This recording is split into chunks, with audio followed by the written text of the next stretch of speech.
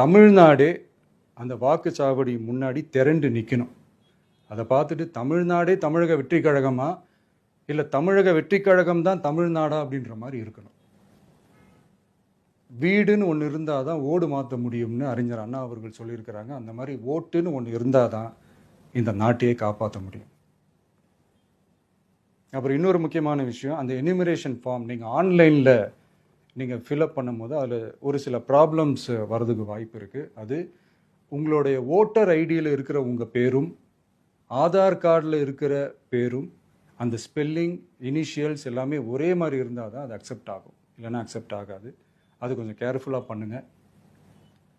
அது கொஞ்சம் யூசர் ஃப்ரெண்ட்லியாக இருக்கலாமேன்னு கேட்டதுக்கு அதெல்லாம் முடியாது, அதுக்கெல்லாம் வாய்ப்பு இல்லை, அதுக்கெல்லாம் ஆளுங்க இல்லை, பண்ண முடியாதுன்னு ரிப்ளை பண்ணிட்டாங்க.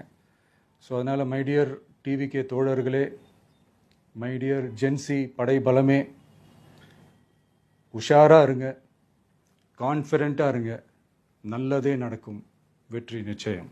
மீண்டும் சந்திக்கும் வரை நன்றி, வணக்கம்.